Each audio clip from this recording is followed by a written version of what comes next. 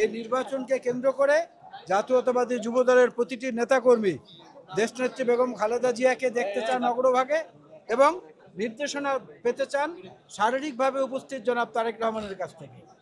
এই সব মিলিয়ে এই ৪৭তম প্রতিষ্ঠাবার্ষিকীতে আমরা আশা করি বর্তমান যে নেতৃত্ব যুবদলের আছে তারা এই কাজকে আরও বেগবান, আরও সুন্দর, আরও সুশৃঙ্খল করার জন্য যা যা করা প্রয়োজন তারা সেটা করবে, যাতে জন্মদিনের উৎসবটা মূলত গণতন্ত্র পালনের উৎসবে পরিণত হয়।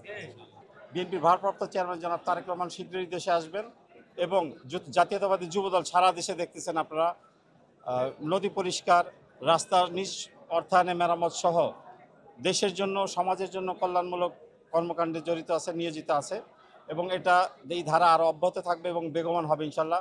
জনাব তারেক রহমান আসতেছেন, সারা দেশের যুব সমাজের মধ্যে একটি প্রাণচাঞ্চল্য তৈরি হয়েছে। জনাব তারেক রহমানকে বরণ করার জন্য উদ্গ্রীব হয়ে আছে বাংলাদেশ জাতীয়তাবাদী যুবদল তথা বাংলাদেশের যুব সমাজ। দেশের সমৃদ্ধির জন্য, দেশের সার্বিক উন্নয়নের জন্য এবং একটি শক্তিশালী গণতান্ত্রিক রাষ্ট্র বিনির্মাণে যাতে আমরা গণতান্ত্রিক উত্তরণের রাস্তাটা অতিক্রম করতে পারি।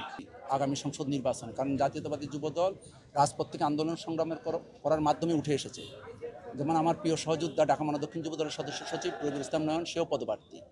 আমি মনে করি অন্য যে কারোর সে শক্তিশালী পদপ্রার্থী, কারণ সে রাজপথের সর্বোচ্চ ঝুঁকি নিয়ে জীবনকে হাতে নিয়ে লড়াই করে এই ফ্যাসিস্টকে পতন নিশ্চিত করেছেন। তাই আমরা চাই জাতীয়তাবাদী যুবদল সহ সারা বাংলাদেশের পরিচ্ছন্ন এবং নির্লোভ, পরিচ্ছন্ন, জনদরদী, জনবান্ধব ব্যক্তিদেরকে আমাদের দল থেকে মনোনয়ন দেওয়া হবে, যারা জনগণের পাশে থাকবে, জনগণকে পাশে রাখবে। আমাদের ভারপ্রাপ্ত চেয়ারম্যান জনাব তারেক রহমানের সেই ঐতিহাসিক স্লোগান যে জনগণের পাশে থাকতে হবে, জনগণকে পাশে রাখতে হবে, সেই স্লোগানকে বুকে ধারণ করে যারা আগামী দিনে বাংলাদেশের জনগণের জন্য কাজ করবে তাদের মধ্য থেকে মনোনীত হলে সংসদ নির্বাচনের জন্য আমরা এটা অত্যন্ত আনন্দিত হব। আর যুবদল থেকে যারা মনোনয়ন প্রত্যাশী, যারা ত্যাগী পরীক্ষিত, তাদের জন্য মনোনয়ন আমরা চাই আমাদের দলের কাছে।